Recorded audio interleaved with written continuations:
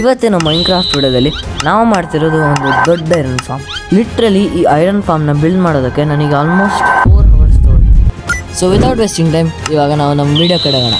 3, 2, 1 let's go. Hello what's up guys, welcome to Simple Nagar. ಈ ಸಲ ಮತ್ತೆ ವಿಡಿಯೋ ಜಲ್ದಿ ಬಂದಿದೆ, ಸ್ವಲ್ಪ ಲೇಟಾಗಿ ಬಂದಿದೆ. ಇವಾಗ ಇದನ್ನೆಲ್ಲ ಬಿಡಿ, ನೀವು ಹಿಂದೆಡೆ ಒಂದು ಬಿಲ್ಡಿಂಗ್ ನೋಡ್ಸಿದ್ರೆ ತಾನೆ. ಬಿಲ್ಡಿಂಗ್ ಅಂದರೆ ದೊಡ್ಡ ಬಿಲ್ಡಿಂಗ್ ಏನಲ್ಲ, ಅಲ್ಲಿ ಲೆಫ್ಟ್ ಸೈಡಲ್ಲಿ ನೀವು ನೋಡ್ಸಿದಿರಲ್ಲ, ಅದು ನಾನು ಐರನ್ ಫಾರ್ಮ್ ಮಾಡೋಕ್ಕೆ ಹೋಗಿದೆ. ಆ್ಯಕ್ಚುಲಿ ವಿಡಿಯೋನೂ ರೆಕಾರ್ಡ್ ಮಾಡಿದೆ, ಆದ್ರೂ ಏನೂ ಮಾಡೋಕ್ಕಾಗಲಿಲ್ಲ, ಅದು ವರ್ಕ್ ಆಗಲಿಲ್ಲ. ಯಾಕಂತ ಗೊತ್ತಿಲ್ಲ, ಐ ಥಿಂಕ್ ಸೊ ಅದು ಹಳೆ ವರ್ಷನ್ಸಿಗಿರ್ಬೋದು ಅಂತ. ಆದರೆ ಈ ಎಪಿಸೋಡಲ್ಲಿ ನಾವು ಒಂದು ವರ್ಕಿಂಗ್ ಐರನ್ ಫಾರ್ಮ್ ಮಾಡ್ತಿದ್ದೀವಿ. So without wasting any time let's go. So guys, ನಾವು ಬಂದಿದ್ದೀವಿ ನಮ್ಮ ಪ್ಲೇಸಿಗೆ. ಇದು ನಮ್ಮ ಮನೆ ಹಿಂದೆಡೆನೇ ಇದೆ. ಗೈಸ್, ನಾವು ಐರನ್ ಫಾರ್ಮ್ ಮಾಡ್ತಿದ್ದೀವಲ್ಲ, ಅದಕ್ಕೆ ನಮಗೆ ಫಸ್ಟು 9x9 ಒಂದು ಏರಿಯಾನ 2 ಬ್ಲಾಕ್ಸ್ ಕೆಳಗೆ ಡಿಗ್ ಮಾಡ್ಕೋಬೇಕು.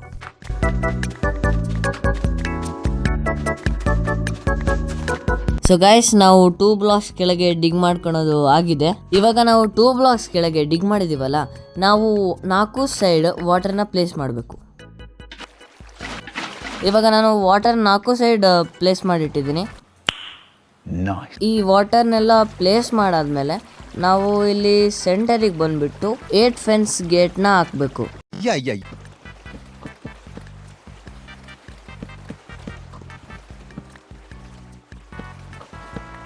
ಇದನ್ನ ಪ್ಲೇಸ್ ಮಾಡಾದ್ಮೇಲೆ ಎಲ್ಲ ಫೆನ್ಸ್ ಗೇಟ್ನ ನಾವು ಓಪನ್ ಮಾಡಿಡಬೇಕು, ಇಲ್ಲಾಂದ್ರೆ ಐರನ್ ಗೋಲಮ್ ಕೆಳಗೆ ಹೆಂಗೆ ಹೋಗ್ತಾನೆ.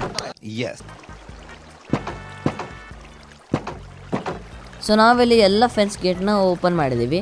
ಈ ಫೆನ್ಸ್ ಗೇಟಲ್ಲಿ ಓಪನ್ ಮಾಡಾದ್ಮೇಲೆ ನೆಕ್ಸ್ಟ್ ಏನು ಮಾಡಬೇಕಂದ್ರೆ, ಇಲ್ಲಿ ಸೆಂಟರಿನ 3x3 ಬ್ಲಾಕ್ಸ್ ಇದಾವಲ್ಲ, 9 ಬ್ಲಾಕ್ಸ್, ಇಲ್ಲಿಂದ ನಾವು 30 ಬ್ಲಾಕ್ಸ್ ಕೆಳಗೆ ಡಿಗ್ ಮಾಡ್ಕೊತ ಹೋಗಬೇಕು.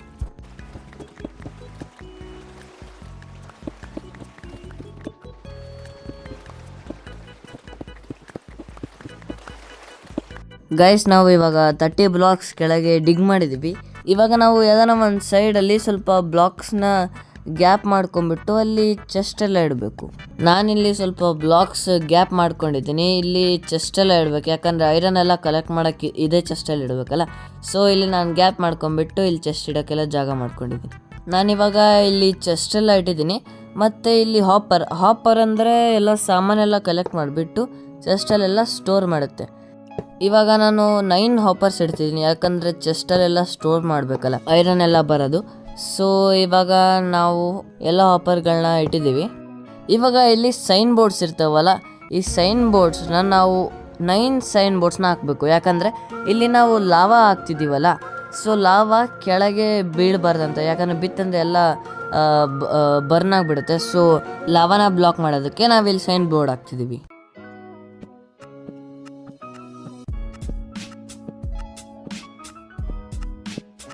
ಗೈಸ್, ನಾವಿಲ್ಲಿ ಸೈನ್ ಬೋರ್ಡ್ಸ್ ಎಲ್ಲ ಹಾಕಿದ್ದೀವಿ. ಇವಾಗ ನಾವು ಸೈನ್ ಬೋರ್ಡ್ಸಿನ ಮೇಲೆ ಲಾವ್ ಹಾಕಬೇಕು. ಯಾಕಂದರೆ ಲಾವಿಂದ ಅದು ಐರನ್ ಗೋಲೆಮ್ ಬರ್ನ್ ಆಗುತ್ತೆ, ಮತ್ತು ಬರ್ನ್ ಆಗೋದ್ರಿಂದ ಅದು ಡ್ಯಾಮೇಜ್ ಆಗುತ್ತೆ, ಮತ್ತು ಡ್ಯಾಮೇಜ್ ಆಗೋದ್ರಿಂದ ಅದು ಔಟ್ ಆಗುತ್ತೆ, ಅದರಿಂದ ಐರನ್ ಸಿಗುತ್ತೆ ಅಷ್ಟೆ. ನೆಕ್ಸ್ಟ್ ಇಲ್ಲಿ ಏನಿಲ್ಲ, ಇಲ್ಲಿಂದ 7 ಬ್ಲಾಕ್ಸ್ ಮುಂದಡೆ ಡಿಗ್ ಮಾಡ್ಕೊಂಬಿಟ್ಟು ನಾವು ಮೇಲೆ ಹೋಗ್ಬೇಕಷ್ಟೇ, ಸಿಂಪಲ್. ಗೈಸ್, ನಾನಿಲ್ಲಿ ಲ್ಯಾಡರ್ ಎಲ್ಲ ಹಾಕಿದ್ದೀನಿ, ಮತ್ತು ಮೇಲೆ ಕೆಳಗೆ ಹೋಗೋದು ಬರೋದು ಇರುತ್ತಲ್ಲ, ಅದಕ್ಕೆ ನಾನಿಲ್ಲಿ ಒಂದು ಟ್ರ್ಯಾಪ್ ಡೋರ್ ಹಾಕಿದ್ದೀನಿ. ಗೈಸ್, ನಮ್ಮ ಐರನ್ ಫಾರ್ಮಿಗೆ ಮೇನ್ ಅಂದ್ರೇ ವಿಲೇಜರ್. ಯಾಕಂದರೆ ನಮ್ಮ ವಿಲೇಜರ್ ಇದೇನೆ ತಾನೇ ಐರನ್ ಗೋಲೆಮ್ ಸ್ಪಾನ್ ಆಗೋದು. ಸೊ ಆ ವಿಲೇಜರ್ನ ಇಡೋದಕ್ಕೆ ಒಂದು ಕಂಪಾರ್ಟ್ಮೆಂಟ್ ಮಾಡ್ಕೋಬೇಕು. ಸೊ ಕಂಪಾರ್ಟ್ಮೆಂಟ್ ಹೇಗೆ ಮಾಡಬೇಕಂದ್ರೆ, ನಾವಿಲ್ಲಿ ಫಸ್ಟು 3 ಬ್ಲಾಕ್ಸು ಡಯಾಗ್ನಲ್ ಶೇಪಲ್ಲಿ ಗ್ಯಾಪ್ ಇಡಬೇಕು. ನಾನಿಲ್ಲಿ ಶವಲಿಂದ ಮಾಡ್ಕೊಂಡಿದ್ದೀನಿ, ಯಾಕಂದರೆ ಅದು ಗೊತ್ತಾಗಲಿ ಅಂತ. ಡಯಾಗ್ನಲ್ 3 ಬ್ಲಾಕ್ಸು ಇದಾದಮೇಲೆ ನಾವು 3 ಬ್ಲಾಕ್ಸ್ನ 6 ಬ್ಲಾಕ್ಸ್ ಕೆಳಗೆ ಡಿಗ್ ಮಾಡ್ಕೋಬೇಕು, ಈ ಥರ.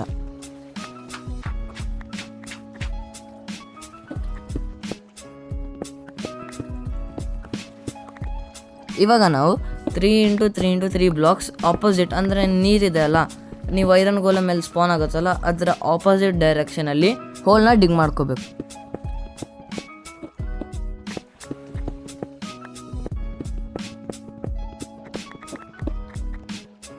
ಸೊ ಗೈಸ್, ನಾವಿಲ್ಲಿ ಡಿಗ್ ಮಾಡ್ಕೊಂಡಿದ್ದೀವಿ. ನೆಕ್ಸ್ಟ್ ಏನು ಮಾಡಬೇಕಂದ್ರೆ, ನಾವಿಲ್ಲಿ 3 ಬೆಡ್ ತಗೊಬಿಟ್ಟು ಆ 3 ಬೆಡ್ನ ಇಲ್ಲಿ ಕೆಳಗೆ ಪ್ಲೇಸ್ ಮಾಡ್ಕೋಬೇಕು.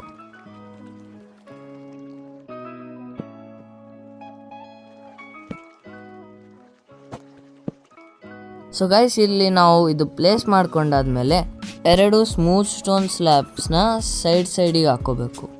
2 ಸ್ಮೂತ್ ಸ್ಟೋನ್ ಸ್ಲ್ಯಾಬ್ಸ್ನ ಹಾಕಾದ್ಮೇಲೆ ಇಲ್ಲಿ ನಾವು ಟ್ರ್ಯಾಪ್ ಡೋರ್ ಇದೆಯಲ್ಲ, ಟ್ರ್ಯಾಪ್ ಡೋರ್ನ ತೊಗೊಂಡ್ಬಿಟ್ಟು ಇಲ್ಲಿ ಮೇಲೆ ಹಾಕಬೇಕು. ಸೊ ಇವಾಗ ಇಲ್ಲಿ ನೈಟ್ ಆಗಿಬಿಟ್ಟಿದೆ ಗೈಸ್, ನಾನಿಲ್ಲಿ ಮಲ್ಕೊಂಡ್ಬಿಡ್ತೀನಿ. ಸೊ ಗೈಸ್ ನೆಕ್ಸ್ಟ್ ಏನು ಮಾಡಬೇಕಂದ್ರೆ ಇಲ್ಲಿ ಟ್ರ್ಯಾಪ್ ಡೋರ್ ಹಾಕಿದ್ದೀವಲ್ಲ, ನಾವು 2 ಬ್ಲಾಕ್ಸ್ನ ಮುಂದೆ ಡಿಗ್ ಮಾಡ್ಕೋಬೇಕು.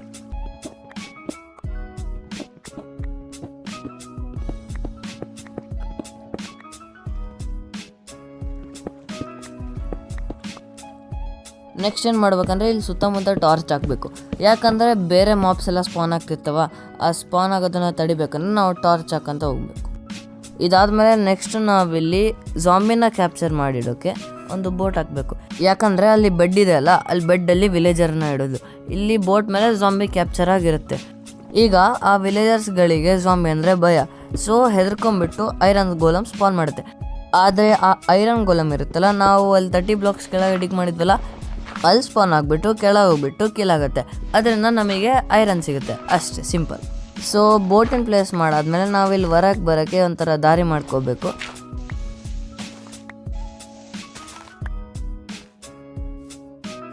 ಸೊ ನಾವೀಗ ಇಲ್ಲಿ ಸ್ಟೇರ್ಸಲ್ಲೂ ಟಾರ್ಚಸ್ ಹಾಕಬೇಕು, ಯಾಕಂದರೆ ಸ್ಟೇರ್ಸಲ್ಲೂ ಸ್ಪಾನ್ ಆಗೋ ಚಾನ್ಸ್ ಇರ್ತವೆ.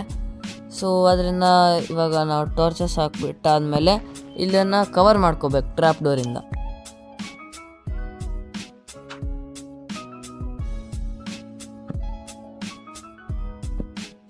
ಸೊ ಗಾಯ್ಸ್ ನಮ್ಮದು ಇದೆಲ್ಲ ಆಗಿದೆ ಕವರ್ ಮಾಡ್ಕೊಳೋದು. ಇದೇನು ಜಸ್ಟ್ ಒಂದೇ ಸೈಡ್ ಆಗಿದೆ, ಇನ್ನು 4 ಸೈಡ್ ಮಾಡೋದಿದೆ ಗಾಯ್ಸ್. ಸೊ ನೀವಿನ್ನೂ ನೋಡ್ತಿದ್ರೆ ಲೈಕ್ ಮಾಡಿ, ಶೇರ್ ಮಾಡಿ, ಸಬ್ಸ್ಕ್ರೈಬ್ ಮಾಡಿ, ಯಾಕಂದರೆ ತುಂಬ ಕಷ್ಟಪಟ್ಟಿದ್ದೀನಿ ಗೈಸ್ ಇದು ಮಾಡೋಕ್ಕೆ. ಸೊ ನೆಕ್ಸ್ಟ್ 3 ಸೈಡ್ಸನ್ನೆಲ್ಲ ಮಾಡಿಬಿಟ್ಟು ಇದೇ ಥರ ನಾನು ನಿಮಗೆ ಸಿಗ್ತೀನಿ. So let's go. So guys ನಾವು 4 ಸೈಡ್ ಡಿಗ್ ಮಾಡ್ಕೊಂಡಿದ್ದೀವಿ. ಸೊ ಇವಾಗ ನೆಕ್ಸ್ಟ್ ಏನು ಮಾಡಬೇಕಂದ್ರೆ ನಾವು ವಿಲೇಜರ್ಸ್ನ ಕರ್ಕೊಂಬಂದ್ಬಿಟ್ಟು ಝಾಂಬೀಸನ್ನು ಕರ್ಕೊಂಬರ್ಬೇಕು. ಯಾಕಂದರೆ ಝಾಂಬೀಸಿಂದ ವಿಲೇಜರ್ಸ್ ಹೆದ್ಕೊಂಬಂದ್ಬಿಟ್ಟು ಐರನ್ ಗೋಲಮ್ನ ಸ್ಪಾನ್ ಮಾಡುತ್ತೆ. ಆಮೇಲೆ ನೆಕ್ಸ್ಟ್ ಏನಾಗುತ್ತೆ ಅಂತ ನಿಮಗೆ ಚೆನ್ನಾಗುತ್ತೆ. ಇವಾಗ ನೈಟ್ ಆಗ್ತಿದೆ, ನಾನು ಮನೆ ಹೋಗಿ ಮಲ್ಕೊತೀನಿ. ಸೊ ಬೆಳಗ್ಗೆ ಆದಮೇಲೆ ಸಿಗೋಣ, ಲೆಟ್ಸ್ ಗೋ. ಇವಾಗ ವಿಲೇಜರ್ಸ್ನ ಫಾರ್ಮಿಗೆ ಕರ್ಕೊಂಬರ್ಬೇಕು. ಸೊ ಆವಾಗಲೇ ಹೇಳಿದ್ನಲ್ಲ, ನಾನೊಂದು ಐರನ್ ಫಾರ್ಮ್ ಮಾಡೋಕ್ಕೆ ನೋಡಿದ್ದೆ ಹಳೇದಂತ. ನಾನು ವಿಲೇಜರ್ಸ್ನ ಅಲ್ಲೇ ಇಟ್ಟಿದ್ದೀನಿ. ಸೊ ಇವಾಗ ನಾವು ಶಿಫ್ಟ್ ಮಾಡಬೇಕು. ತುಂಬ ಕಷ್ಟ ಕೆಲಸ ಗೈಸ್. ಸೊ ನೋ ಪ್ರಾಬ್ಲಮ್, ವಿಲೇಜರ್ಸ್ನ ಕರ್ಕೊಂಡು ಹೋಗೋಣ, ಲೆಟ್ಸ್ ಗೋ.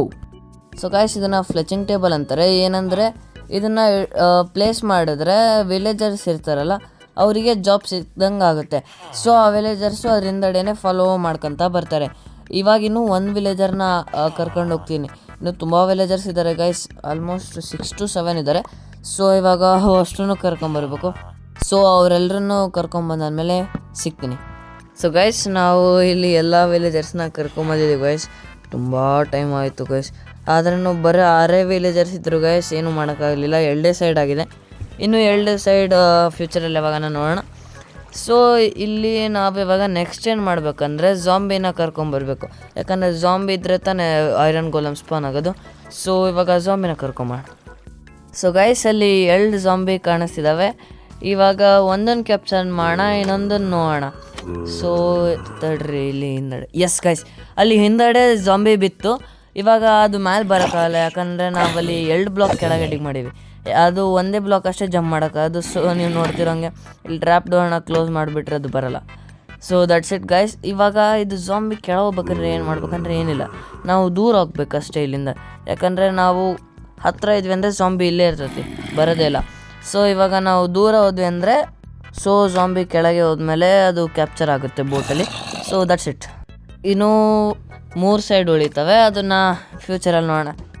ಗೈಸ್ ಒಂದು ಪ್ರಾಬ್ಲಮ್ ಆಗಿಬಿಟ್ಟಿದೆ. ಅದು ಏನಂದರೆ ಐರನ್ ಗೋಲಮ್ಮು ಇದರಲ್ಲಿ ಸ್ಪಾನೇ ಆಗ್ತಿಲ್ಲ, ಅದು ಹೋಲ್ ಮಾಡಿದ್ವಲ್ಲ ಗೈಸ್. ಇವಾಗ ಏನು ಮಾಡ್ಬೇಕಂತ ಗೊತ್ತಾಗ್ತಾನೆ ಇಲ್ಲ. ಎಲ್ಲ ಐರನ್ ಗೋಲಮ್ಸ್ ಹೊರಗೆ ಸ್ಪಾನ್ ಆಗ್ತಿದೆ, ಒಳಗೆ ಸ್ಪಾನ್ ಆಗ್ತಿಲ್ಲ. ಸೊ ಗೈಸ್ ನಾನು ಯೂಟ್ಯೂಬಲ್ಲಿ ಪ್ರಾಬ್ಲಮ್ನ ಸರ್ಚ್ ಮಾಡಿದೆ, ನನಗೆ ಗೊತ್ತಾಯಿತು. ಏನಂದರೆ ಏನಿಲ್ಲ, ಇದು ಲೀಫ್ಸ್ ಇದೆ ಅಲ್ಲ, ಲೀಫ್ಸಿಂದ ಐರನ್ ಗೋಲಮು ಸ್ಪಾನ್ ಆಗೋದು ನಿಲ್ಲುತ್ತೆ. ಸೊ 15 to 17 ಬ್ಲಾಕ್ಸ್ ರೇಡಿಯಸಲ್ಲಿ ಇರೋ ಎಲ್ಲ ಕಡೆ ನಾವು ಲೀಫ್ಸ್ನ ಫಿಲ್ ಮಾಡ್ಕೊತ ಹೋಗ್ಬೇಕು. ಸೊ ಇವಾಗ ಮತ್ತೆ work start. So let's go guys. Wait leaves ಎಲ್ಲ ಪ್ಲೇಸ್ ಮಾಡೋಕ್ಕಿಂತ ಮುಂಚೆ ನಾವಿಲ್ಲಿ ಜಾಗ ಎಲ್ಲ ಖಾಲಿ ಮಾಡ್ಕೋಬೇಕಲ್ಲ. ಯಾಕಂದರೆ ನೀವೇ ನೋಡ್ರಿ ಜಾಗ ಹೆಂಗಿದೆ, ಫುಲ್ ತುಂಬಿದೆಲ್ಲ. ಸೊ ಈ ಜಾಗನ ಖಾಲಿ ಮಾಡ್ಕೊಂಡಾದ್ಮೇಲೆ ಲೀವ್ಸ್ ಎಲ್ಲ ಹಾಕಬೇಕು. So let's go.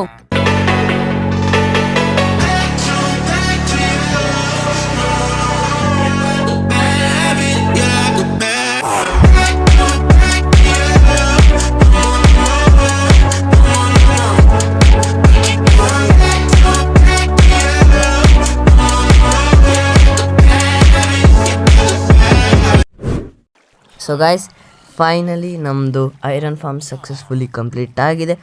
ಸೊ ನೀವು ಮಾಂಟೇಜ್ ನೋಡಿದ್ರಲ್ಲ, ಅದು ಹೆಂಗಿತ್ತು ಅಂತ ನೀವು ಕಾಮೆಂಟಲ್ಲಿ ಹೇಳ್ರಿ. ಮತ್ತು ಸೊ ಗಾಯ್ಸ್, ಎಷ್ಟು ಕಷ್ಟಪಟ್ಟಿದೆ ಅಂತ ನೀವೇ ನೋಡಿದ್ದೀರ. ಅದಕ್ಕೆ ಗಾಯ್ಸ್, ನೀವು ಆದಷ್ಟು ನೋಡಿದವರೆಲ್ಲ ಸಬ್ಸ್ಕ್ರೈಬ್ ಮಾಡಿರಿ. ಯಾಕಂದರೆ ಈ ಇಯರ್ ಒಳಗೆ ನನಗೆ 100 ಸಬ್ಸ್ಕ್ರೈಬರ್ ತರಬೇಕು. ಇನ್ನೂ 1000 ಹಾಕೋದಿದ್ದಾವೆ. ಸೊ ಅದಕ್ಕಿಂತ ಮುಂಚೆ 100 ಆಗಬೇಕಲ್ಲ ಮೇನ್. ಸೊ ಇಯರ್ ಗೋಲ್ 100 ಇಟ್ಕೊಳ್ರಿ. ಇನ್ಮೇಲಿಂದ ನಾನು ಟ್ರೈ ಮಾಡ್ತೀನಿ ವೀಡಿಯೋಸು ಕನ್ಸಿಸ್ಟೆಂಟಾಗಿ ಮಾಡೋಕ್ಕೆ. ಆದರೆ ನೋಡೋಣ. ಓಕೆ, ಸೊ ಬಾಯ್.